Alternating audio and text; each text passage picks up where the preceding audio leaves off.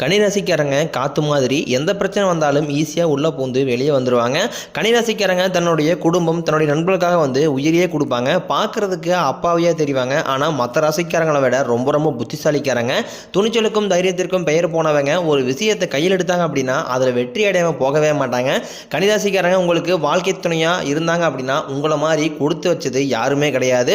உங்கள் சொந்தக்காரங்க நண்பர்களுக்கு ஒரு தேவை இருக்குதுன்னா உங்களை தேடி வருவாங்க. அந்த தேவை முடிஞ்ச உடனே உங்களை தூக்கி போட்டுருவாங்க.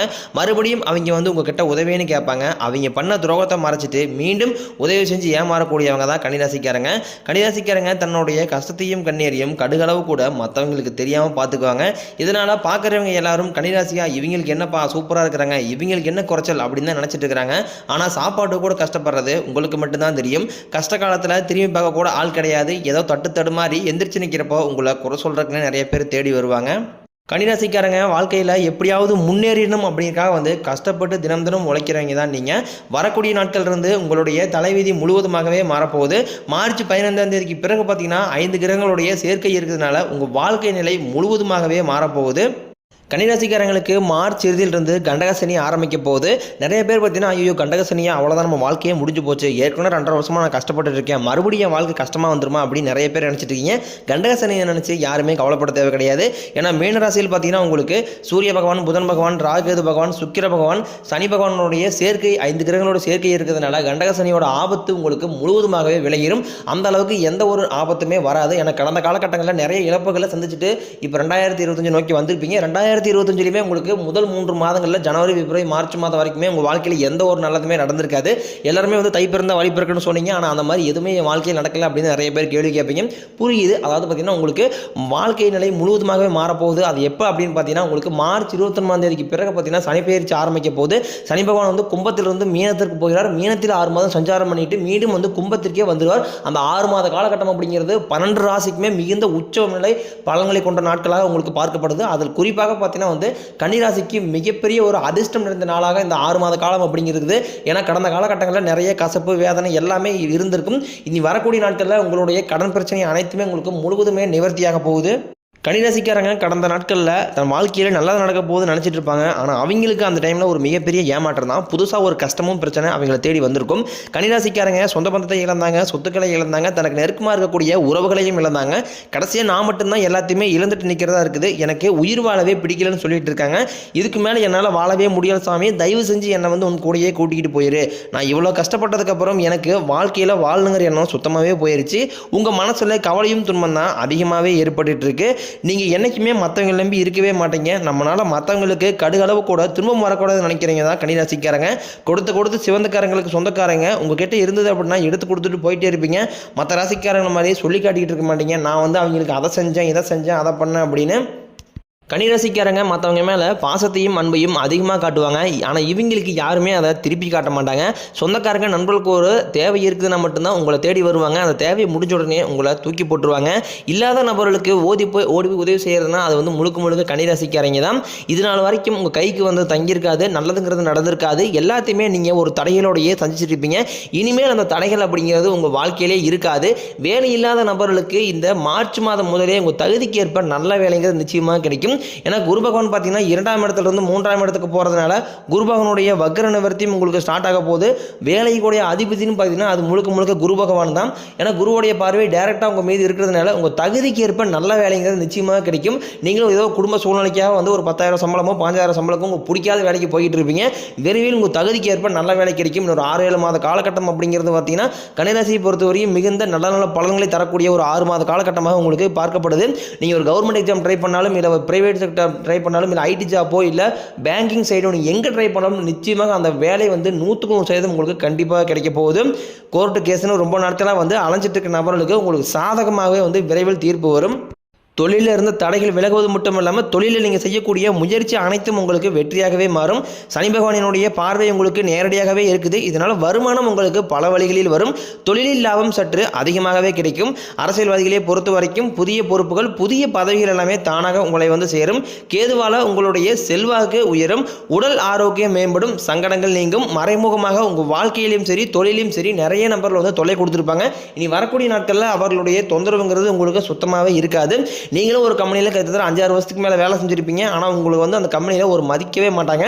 பதவி உயர்வு, சம்பள உயர்வு எதுவுமே உங்களுக்கு கிடைச்சிருக்காது. ஆனால் உங்களுக்கு அப்புறம் வேலைக்கு சேர்ந்தவங்களுக்கு எல்லா சலுகையுமே அந்த கம்பெனியில் கிடைச்சிருக்கும். நீங்களும் இரவு பகல் பார்க்காம உங்கள் சொந்த கம்பெனியை நினச்சி வேலை செஞ்சுருப்பீங்க. ஆனால் வரக்கூடிய நாட்களில் உங்கள் வீடு உங்களுக்கு பார்த்தீங்கன்னா பதவி உயர்வு, சம்பள உயர்வு போன்றவை எல்லாமே உங்களுக்கு வரக்கூடிய நாட்களில் கிடைக்கும்.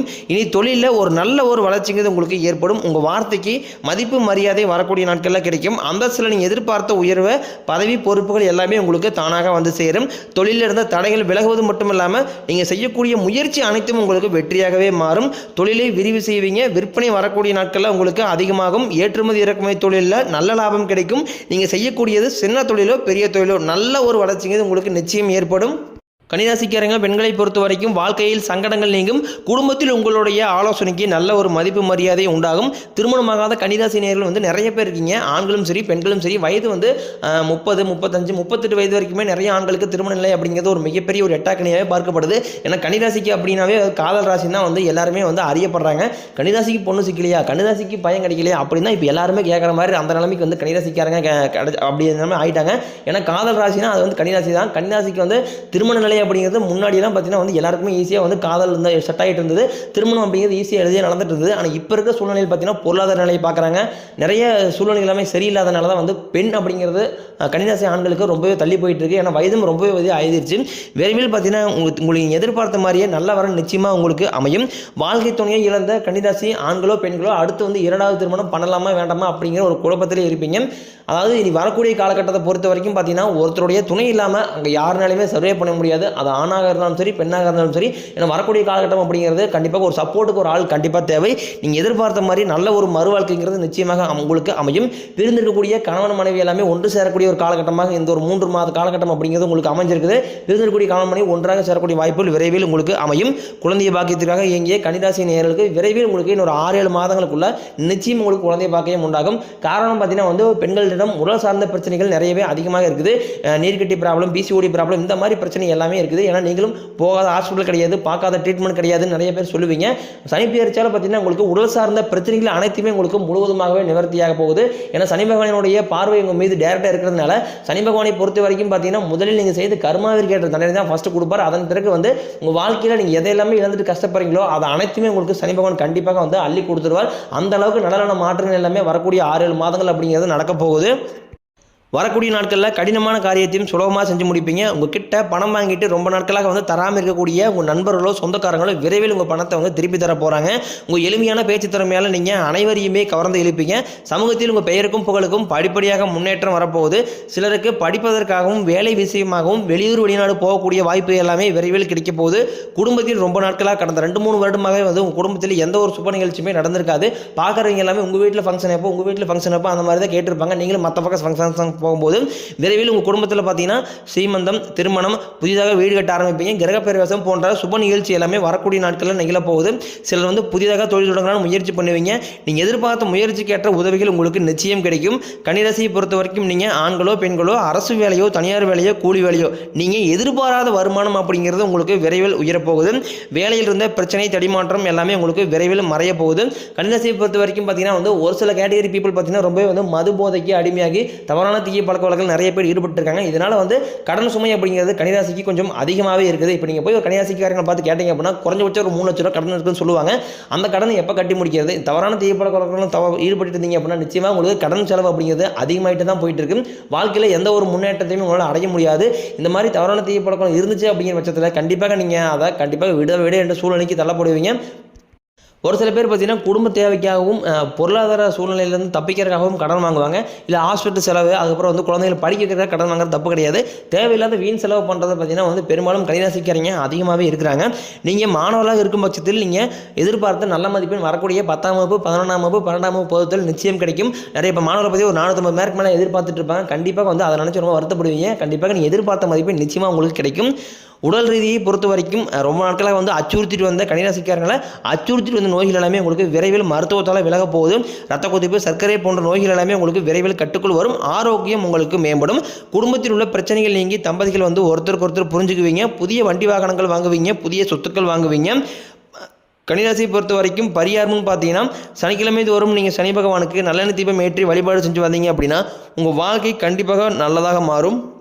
மார்ச் மாதம் இறுதியிலேருந்தே பார்த்தீங்கன்னா கன்னிராசிக்கு பண வரவுங்கிறது அப்படியே கணிசமாகவே உயரப்போகுது.